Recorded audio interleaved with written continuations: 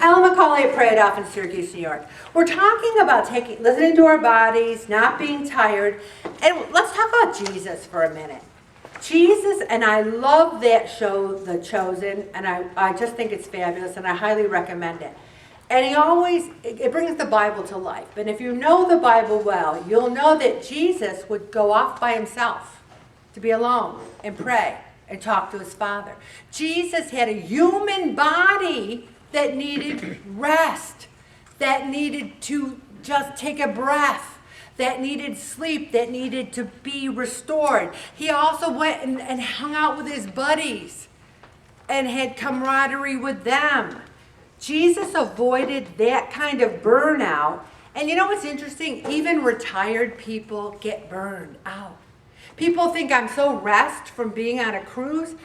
Travel's stressful. You got to drive there. You got to get on a bus. You got to do this. You got to do that. You got to pack. It's fun. It's relaxing in a certain way, but it's also stressful. Jesus is the best role model we'll ever have.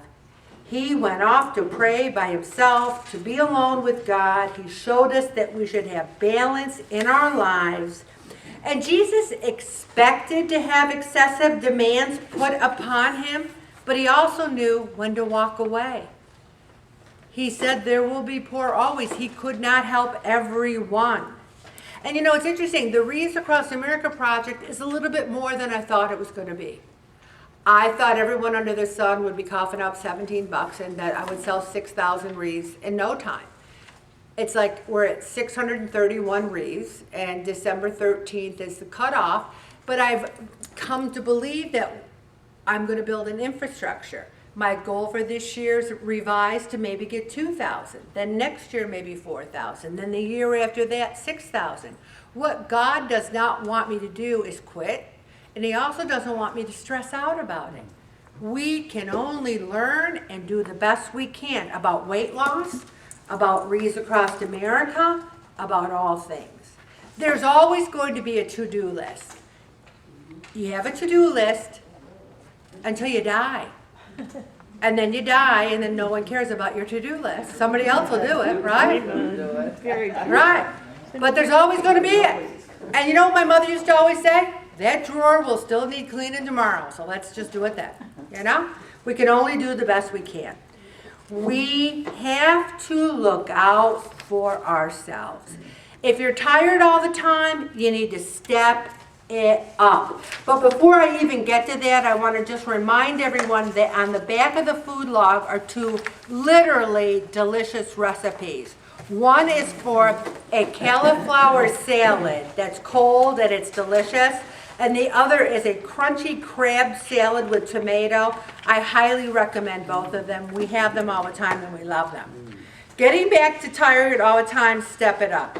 They did a survey of these young people who were tired all the time. After 20 minutes of exercise, they felt a lot better. I've included some more balance exercises. You hang on and you take your one leg and you put it behind you and you lift it up and you just stand there. Try to stand there for a minute with that leg up, then try to lift it up a little higher the next time you do it. The same thing about the other leg. Now you're standing up, you're hanging on.